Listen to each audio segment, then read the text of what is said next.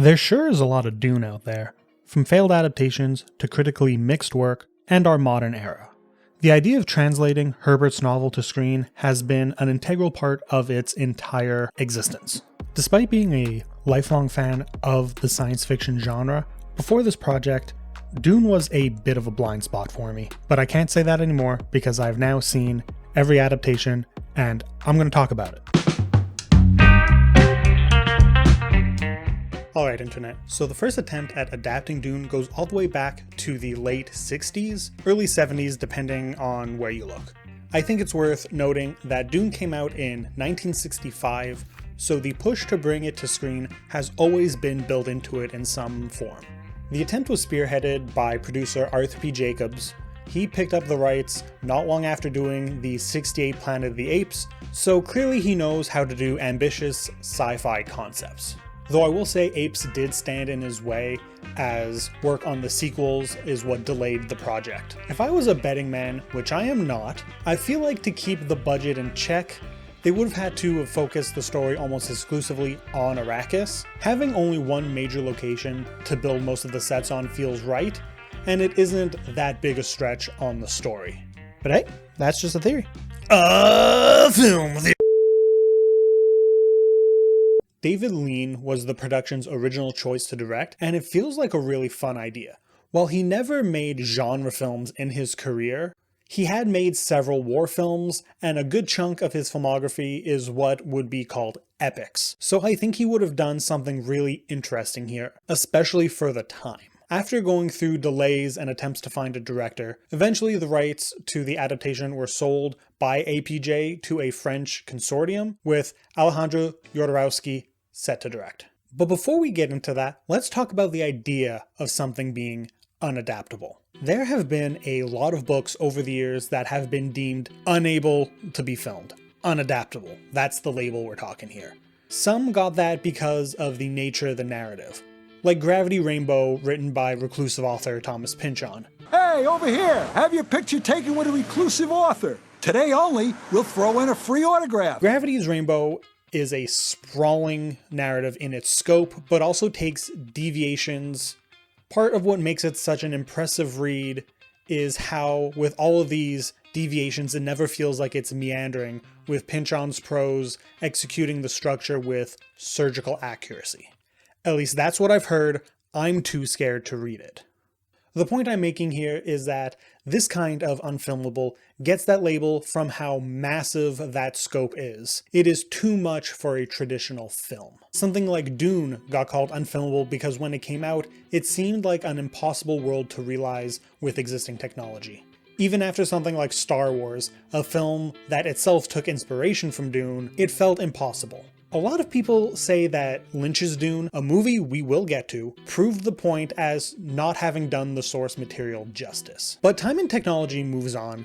Other similarly unfilmable adaptations like The Lord of the Rings prove the potential, and suddenly unfilmable genre work becomes a lot more possible. So, with all of that, I hope you understand the next point I have to make. Jodorowsky's Dune is unfilmable.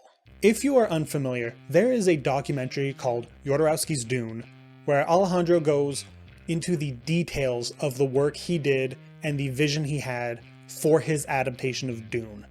He goes into the details of collaborating with the pre-Alien H.R. Giger on some of the concept art, with Salvador Dali and Orson Welles and Mick Jagger among the attached cast. All of these ideas, along with the gorgeous art by Giger and Mobius, as well as the passion and excitement he has when talking about it, has given this failed adaptation a cult following, and is considered to be one of the great unmade films. That said, it never could have been made. The deal he made with some of the cast would have hemorrhaged money, and the changes that he made would have made a 14-hour film that honestly wouldn't have been Dune. Also, obviously, nobody would release a 14-hour film. I mean, long cinema does exist. There is a documentary called The Journey by Peter Watkins that is over 14 hours, but examples like this are exceptions to the rule, not the rule itself. I cannot see a world where this 14-hour kaleidoscopic reinterpretation of Dune would have been able to make its money back. The project was budgeted at $15 million of that time money and stalled out because some of that didn't come in, and there was no way the production Alejandro had planned would not have ballooned out of control. 15 million is chump change for something like this. The idea of Jodorowsky's Dune is a pipe dream, but that documentary is fantastic, honestly. I can't recommend it enough, even though I do dismiss it as impossible. The doc is a showcase of the pure excitement and passion of following creative inspiration. It's beautiful in its own way, and is honestly, in my opinion, better than the film he could have made. It is also worth noting that a lot of the ideas from this adaptation got made into the graphic novel The Inkle, so after you check out the documentary, check that out too. I haven't seen it yet, but it is on my to-do list, so if you want to send me a copy, my home address is After the failure to launch of Jodorowsky's adaptation, the rights to Dune got picked up by Dino De Laurentiis, a producer probably most well known for working on the Hannibal films that aren't Silence of the Lambs, but does include Manhunter, the Red Dragon adaptation by Michael Mann starring Logan Roy.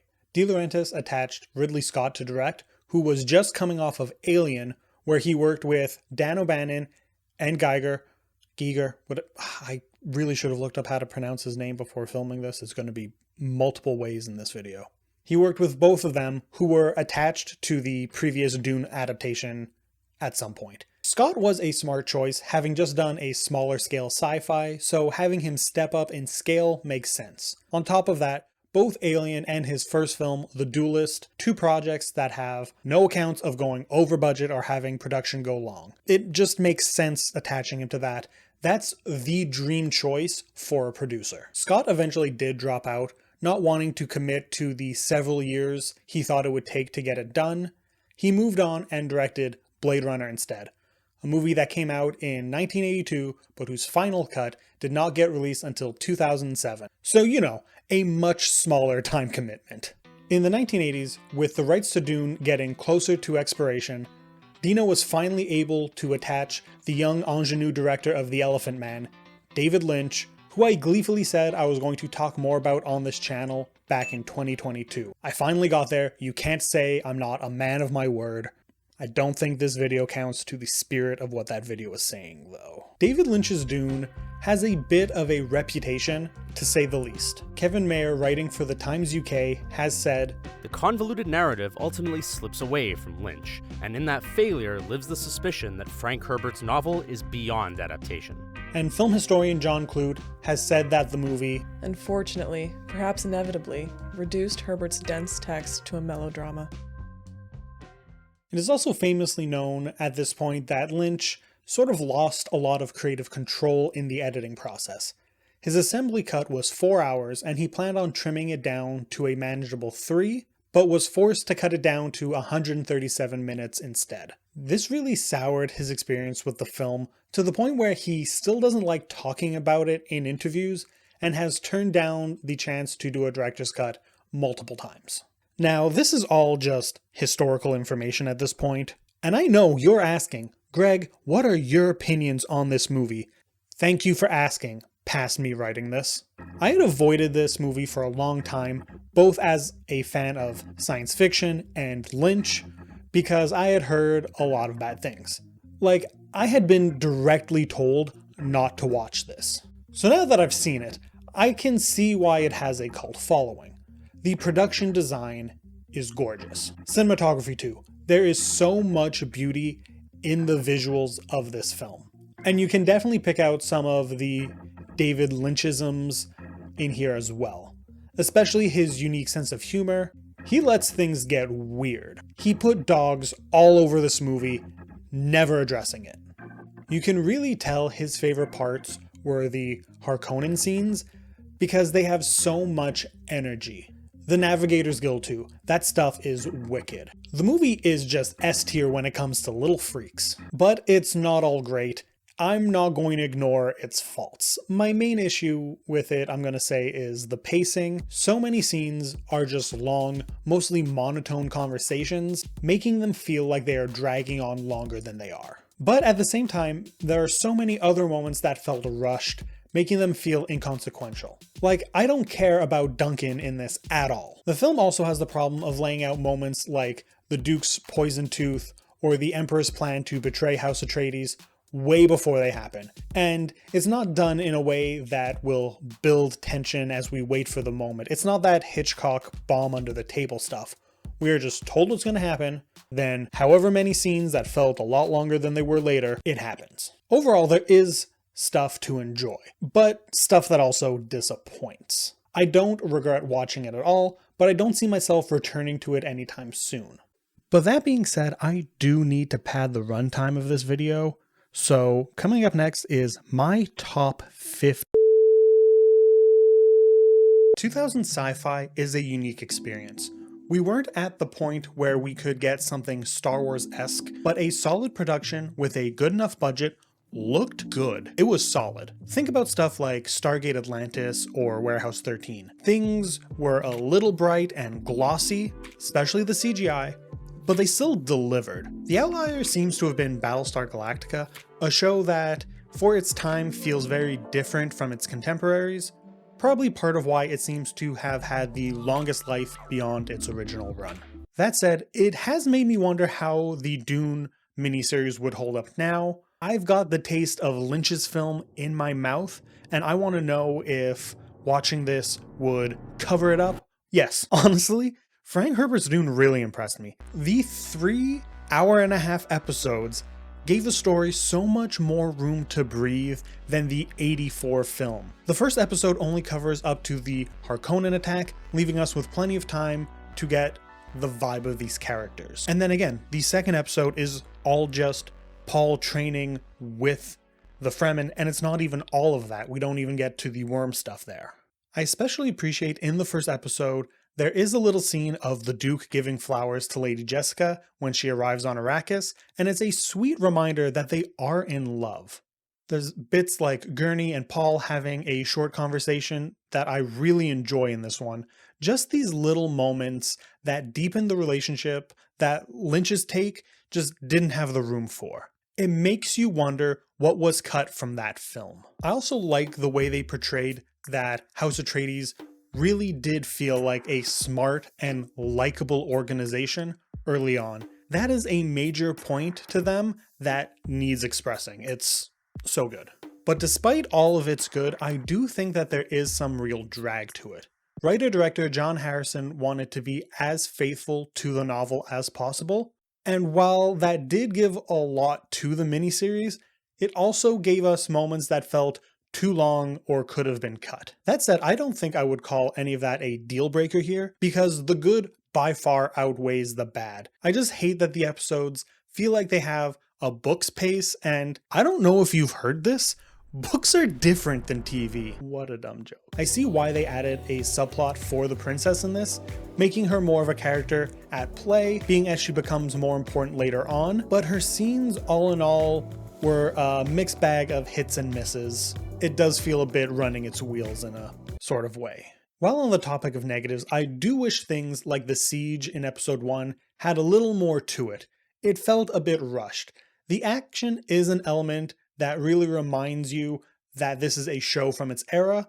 Not a bad thing per se, it's just the truth. They couldn't go as hard as I'm sure they would have liked. The hand-to-hand stuff in episode 2 is an example though where the action is actually really good. It's during Paul joining the Fremen, and it's a really good sequence. I really enjoyed it. That's really where their strengths lie more. Another thing worth mentioning is the CGI. While it is a bit dated now, I think it is really great within the context of its era. That first worm attack in particular, damn dude. I think the biggest plus of the series by far is Vittorio Storaro.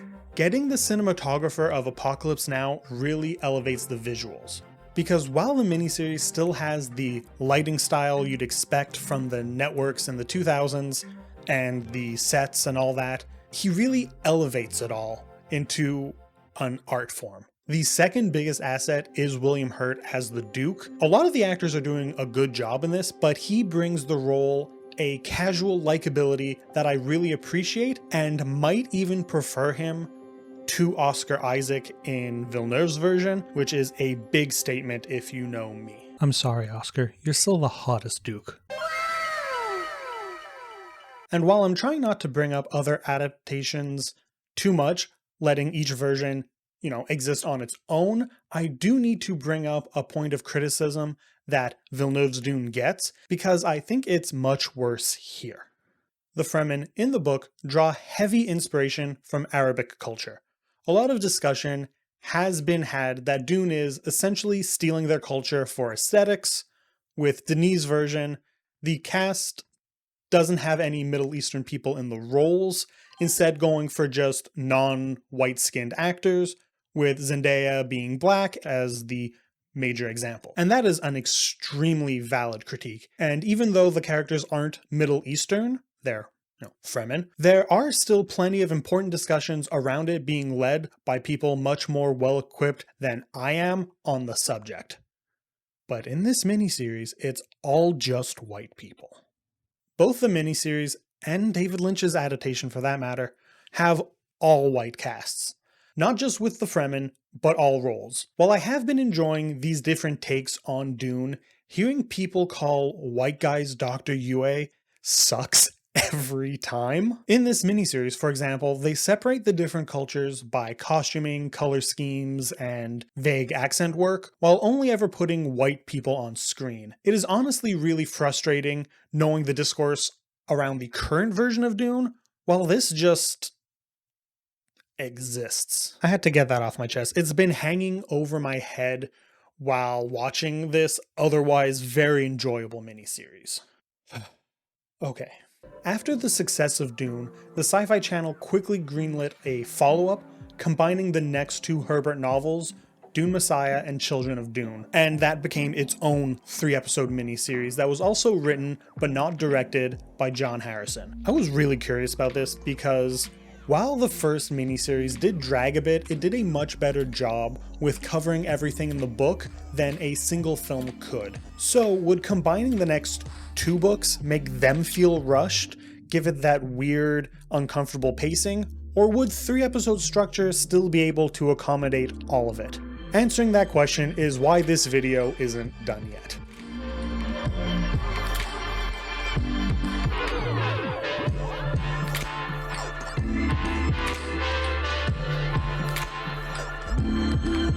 Susan Sarandon is in this. I knew that from my early research, but I had forgotten, so it was still kind of a great surprise. I will say, her performance is exactly right for this. She brings a theatricality to the role while never going into full-on hamming it up. Perfect for the plotting villain in a melodramatic story like this. So the first episode only covers Dune Messiah, and it does it in a fairly compelling way. Most of the episode is just dialogue scenes, so it feels a little low energy, but none of the individual scenes run on as long as some in the first series did. I think if there were a few more sequences that could have broken up these scenes, like the wonderful montage near the end, it could have been even better, because it feels at times like a vehicle for plot, and I think that would fix that. Still, it is a good and compelling start. The CGI in this series bothered me a little more than the predecessor, but not because it was worse per se, but because there was more of it, drawing more attention to it. That you see the cracks when you're up close. That said, it still has that charm to it of the era. But even with that CGI, I think the cinematography is even better here. Done by a cinematographer I had never heard of stepping into the giant shoes of Storaro, Arthur Reinhardt brings a much more subtle, grounded look to the whole thing, while still having some great, compelling lighting throughout. So the second episode picks up its pace after the first. The scene where Lady Jessica arrives has a great energy to it, even before the assassination attempt, and the filmmaking brings a lot of life to it. It also has plenty of emotional moments, giving more balance to the serious discussions pushing the plot forward. Episode 2 overall has a lot more opportunities for great moments, pushing things forward from the first. Then that continues in the third, with some more political dealings feeling like a culmination of everything that they were doing here. And honestly, I really do appreciate that each series builds off each other, episode to episode, getting better as it goes. I love witnessing growth in art. Speaking of growth, it's fun watching an early James McAvoy role. While he's not bad in this, he has gotten a lot better as a performer in his later work. Watch Filth. Overall, these iterations were dope. Despite not having seen them before, I really felt a sense of nostalgia while watching them. It's crazy, but I absolutely would have been super into the stuff if I had come across it at the time. This was absolutely my shit back then. Let's talk about Planet Dune. Not Arrakis, the planet from Dune, but Planet Dune, the movie. Planet Dune is a mockbuster from the Asylum, and if you don't know what that means, then that's a skill issue. You should feel bad not knowing the thing I know. Kidding, obviously. Let me explain. A mockbuster is, well, exactly what it sounds like. A parody film of a blockbuster made on the cheap and quickly to be released in tandem with the original to play off its success. The Asylum is a production house that specializes in these mockbusters. That isn't how they started. Originally, the company just produced low-budget direct-to-DVD movies, but that changed with The War of the Worlds in 2005. They put out their own adaptation of War of the Worlds on DVD, releasing it a day before the Spielberg version, and made a bunch of money off of it. In particular because Blockbuster bought 100,000 copies. After that, they shifted focus to the mockbusters. So while they still make original work, like the Sharknado series and the show Z Nation that ran for 5 years, their focus is more on things like Atlantic Rim or The Da Vinci Treasure. That became the backbone of the company, and honestly the way they survived the pivot from home media to VOD is impressive, and how they just haven't gone bankrupt from lawsuits. So in 2021, the Asylum put out Planet Dune to coincide with Denis Villeneuve's first film. And I gotta say, Planet Dune is real. It sure does exist. In all seriousness, it isn't the worst low-budget schlock, and there's a market for things like this. I personally find the Asylum stuff tends to be too dragged out. They're trying to, stretch their ideas to feature-length films, which makes sense, being that they really are just there to piggyback off something else's success. That said, they lean into the fact that people love laughing at these films, and Asylum definitely has its audience. Obviously, this is not an adaptation of the Herbert novel. Planet Dune is about a crew who are on a rescue mission, and they end up stranded on this planet, and they end up being attacked and hunted by definitely not shy Hulud sandworms that live there. Honestly, plot-wise, it kind of fits more like Pitch Black, that first Riddick movie. The low budget makes it look very dated, almost like a parody of the Dune miniseries or Lynch's version instead. That said, it lacks the charm and creativity either of those have. This is definitely bottom rung of what I'm covering here. The best thing the movie has for it is its casting of Sean Young. If you don't recognize the name, she is an actress who played Chani in the Lynch version, and she's also well known for playing Rachel in Blade Runner. I'm not here to poke fun at her career trajectory. Working in entertainment is hard, and I hope she enjoyed working on this. I just think that in the context of a film like Planet Dune, getting someone who was actually in a Dune adaptation is hilarious casting.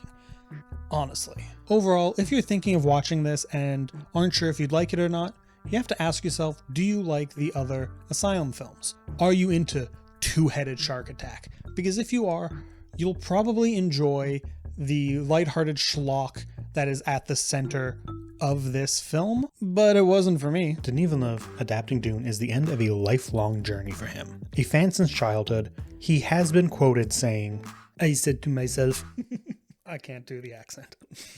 I said to myself, I would love if I could make a movie for the teenager I was back then. And I hope he feels like he honored his teenage self, because his work with these adaptations is wonderful.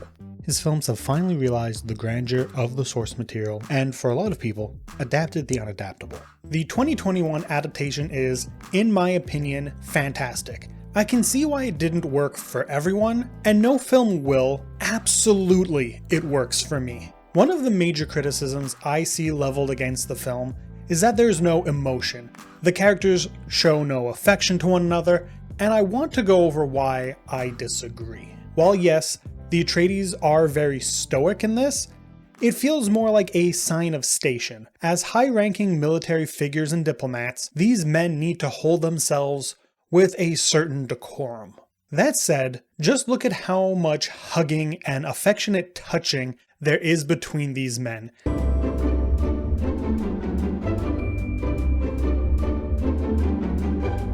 It says a lot that these supposedly cold men allow themselves to behave with as much compassion as they do. It's the complete opposite of all those alpha male gurus who think it's gay to love your wife or whatever. Characters like the Harkonnen and the Sardaukar, they are the cold ones, whose only real physical contact comes from acts of violence. Would I have liked something between the Duke and Lady Jessica like we saw in the miniseries? Sure, absolutely. But I'd say that this is not as cold as some of Villeneuve's other films. It's just a very controlled take. Still, I absolutely understand why it's not for everyone. In discussing Dune, I want to break down the film's form and content. If you aren't familiar, form and content are the two main ways to look at art from the point of criticism. Form refers to the work's composition, techniques, and media used, while content is the work's subject matter. So the content here is obviously Herbert's text and how it is altered for the screen. The most obvious change is breaking it into two parts.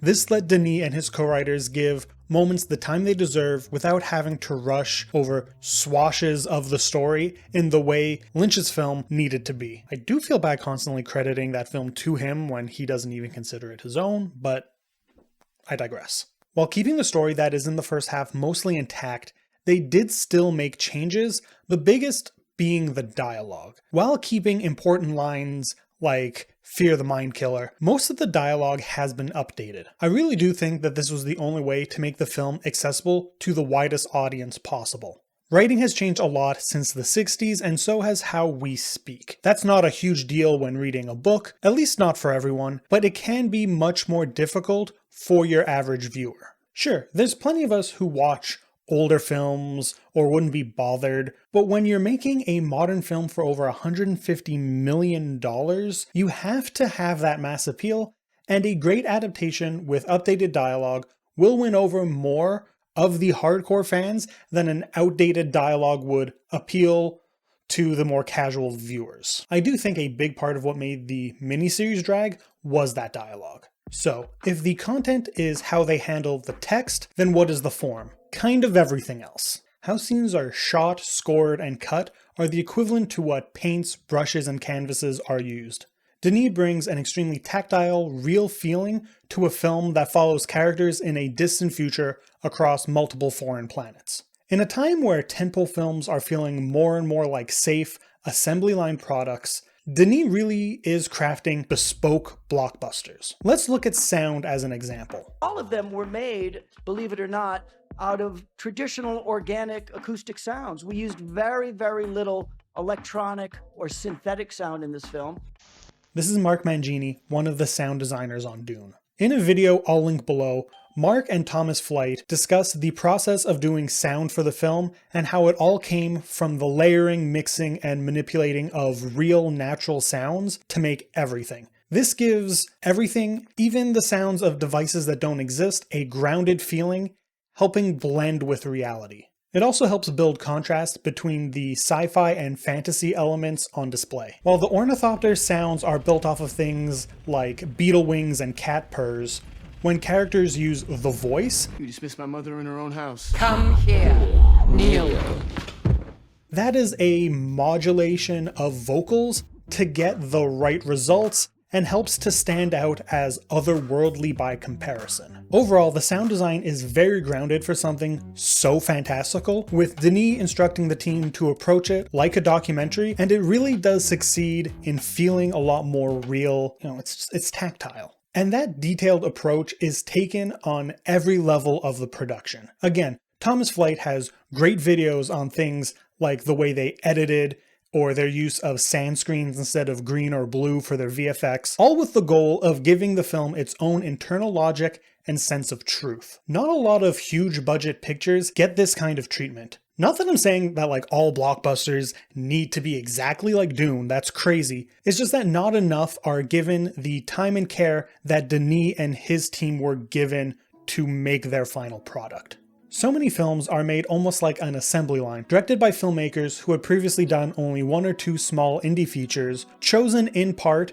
because they don't have the sway to push for creative liberties. Meanwhile, Denis Villeneuve has been slowly growing his name since his early Quebecois films in the late 90s and early 2000s, growing both as an artist and as the kind of name you can trust to give such huge projects to without having to be peeking over their shoulder the entire time. I know not everyone is into this film, or Denis' work as a whole, and I'm not just talking about the contrarians either. Not every film is for everyone. I just hope that people see his work is coming from a place of passion and respect what he's doing. Because I don't think we get enough directors lucky enough to get to be in his position. Let alone directors who aren't white men in that position, but that's, again, another conversation. All that said, I absolutely think that Dune Part 1 is great, but it's also incomplete. I remember saying to people that it's an 8 out of 10 or 9 out of 10 or whatever I was saying when I thought that it was important to give films ratings. But I was saying that under the condition that they nailed the landing, because it is only telling half the story. So now I have got to know, does this stick the landing?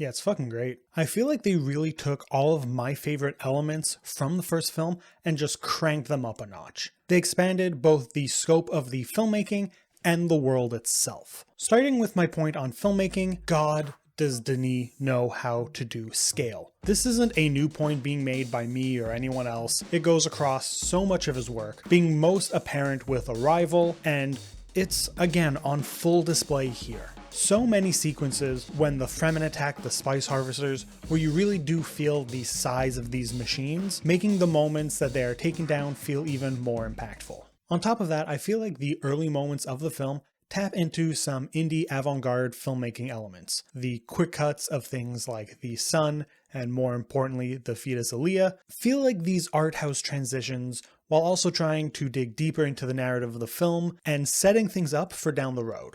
You know, like a good art house film does. That shit ain't random, no matter what people say.